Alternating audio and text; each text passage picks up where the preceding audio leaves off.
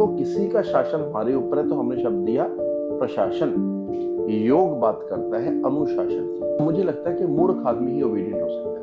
तो जब तक अर्थ नहीं घटता तब तक आपके अंदर अनुशासन आ ही नहीं सकता।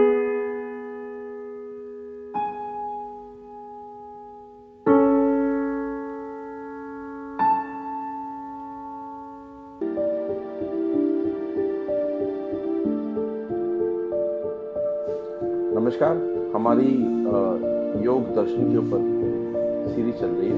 तो पिछली वीडियो में हमने बात किया था कि योग में जो पहले तो योग को हम दर्शन क्यों कहते हैं।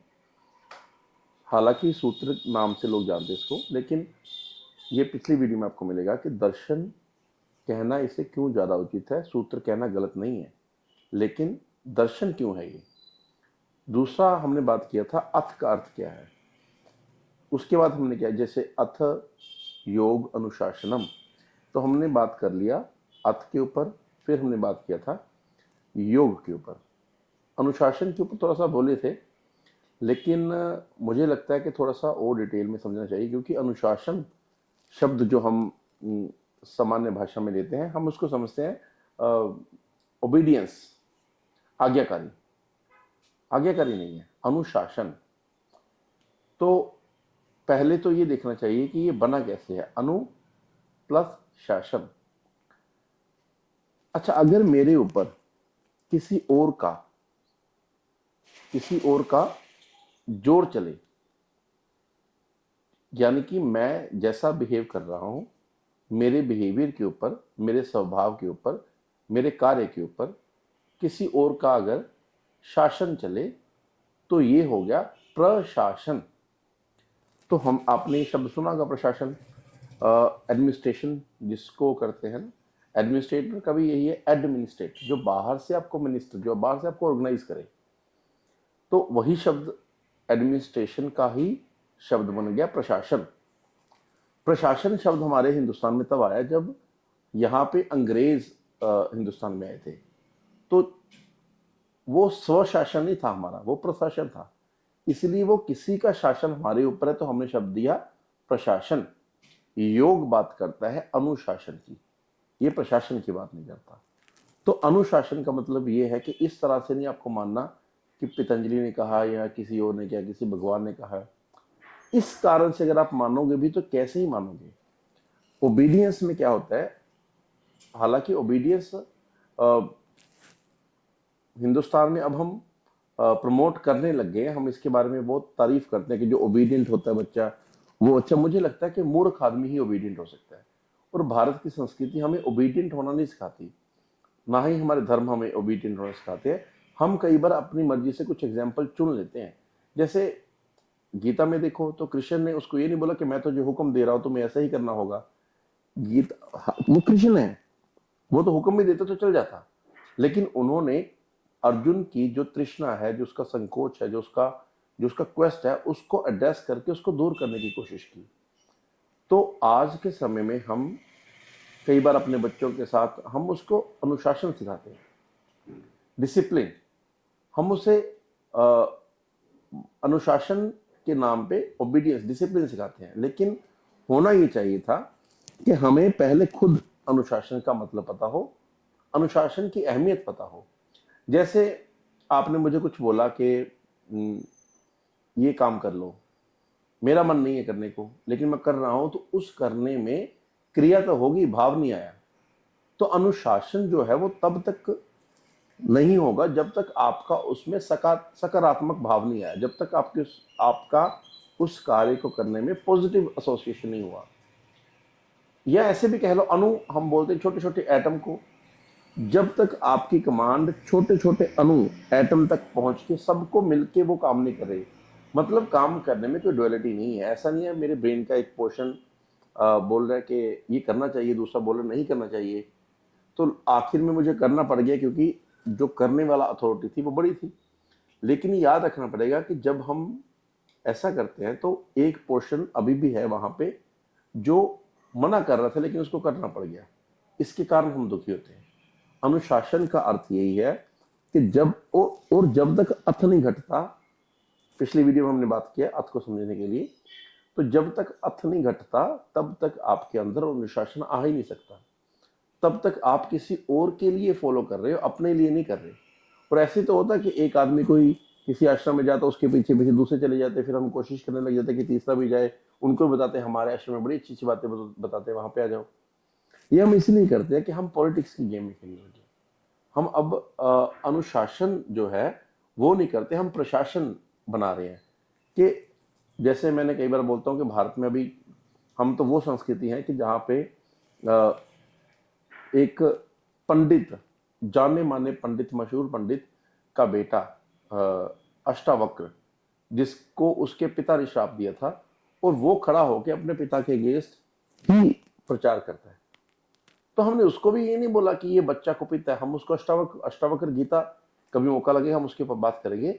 उससे बड़ा ग्रंथ हिंदुस्तान में पैदा नहीं हुआ।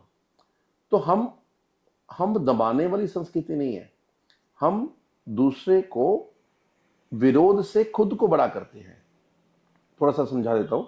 जैसे भारत में धर्म का जब पतन होना शुरू हुआ और बुद्धिज्म जब सब जगह पे छाने लग गया, तो हमने बुद्धिस्ट को पकड़ के मारना नहीं शुरू कर दिया, हमने अपना पक्ष स्ट्रॉन्ग किया। तो शंकराचार्य पैदा हो गए, और शंकराचार्य ने अपनी ही फिलॉसफी, अपना ही धर्म को मजबूत किया, और बुद्धिज्म जो है थोड़ा सा कंट्रोल में आ गया।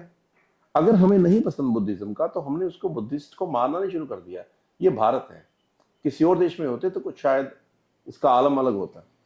खैर, तो अभी मैं बात कर रहा हूं अनुशासन का।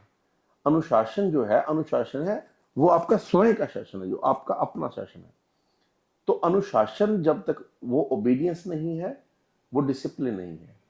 अनुशासन वो है आपका विलिंगली, आपका किसी, जैसे फॉर एग्जांपल मुझे अगर खाने में सेब नहीं पसंद, उसका टेस्ट नहीं आता है, जैसे कई बार बच्चों को अदरक नहीं पसंद होता, तो मैं भी बचपन में अदरक नहीं खाता था जरा, तो लेकिन जैसे मैं आयुर्वेद में गया तो मुझे उसके गुण समझ लगने लगे।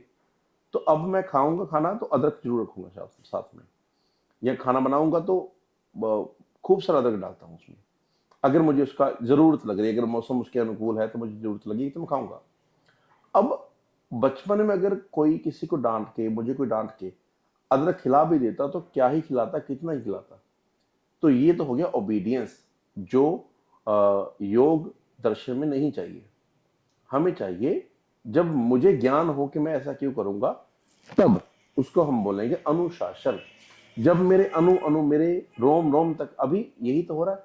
अगर कोई आयुर्वेदिक फिजिशियन है, वो बात तो करते हैं ऋतुचर्या की, और अच्छा खाना और आहार, निद्रा, अच्छे विचारों की, लेकिन अगर आप उनकी बातों को ना सुन के उनके ऊपर आंख टिका लो, तो वो कई बार और बहुत बार उससे विपरीत आचरण कर देते हैं।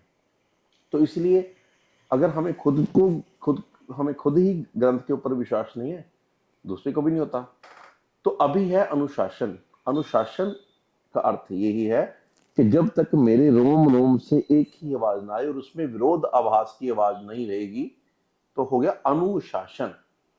मेरे जो अथॉरिटी है वो ओबीडियंस नहीं है, वो डिसिप्लिन नहीं है। किसी के लिए मैं नहीं कर रहा, खुद के लिए कर रहा हूं। और जब मैं जैसे एक कॉन्सेप्ट है, हम उसको बोलते हैं कि जब हम कोई काम करते हैं ना, तो हम मुकम्मल नहीं करते। मुकम्मल जैसे घर बैठोगे तो काम की याद आएगी, काम पे बैठोगे तो घर की याद आएगी। जिसने घर और काम मिला के एक जगह किया हुआ है, उसको पहाड़ों की याद आएगी, वो उधर घूम जाएगा। तो हम जब भी कुछ काम करते हैं उसमें मुकम्मल नहीं है। चाय पियोगे तो चाय के बाद क्या काम करना है उसके ऊपर ध्यान रहेगा, चाय को मिस कर दोगे। तो ये है बात कि हम कहीं ना कहीं डिवाइडेड रहते हैं। महबूब के पास जाओगे तो आपको काम याद आ जाएगा, काम करोगे तो महबूब याद आ जाएगा। इसलिए हम डिवाइडेड रहते हैं हमेशा।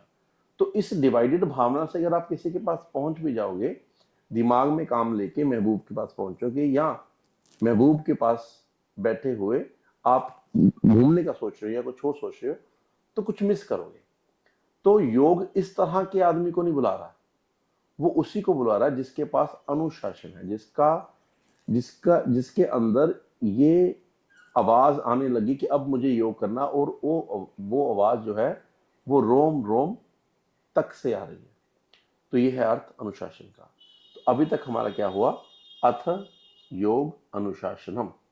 अगली वीडियो में हम बात करेंगे कि दुनिया में करने के लिए तो बहुत कुछ है, योग ही क्यों करें। जैसे मैं अच्छा खाना खा रहा हूं, मैं अच्छा कमा रहा हूं, मेरी हेल्थ अच्छी है, मैं बोलूं कि मैं बीमार भी नहीं, फिर भी योग की क्या महत्वता है, ये हम अगली वीडियो में बात करेंगे। Thank you.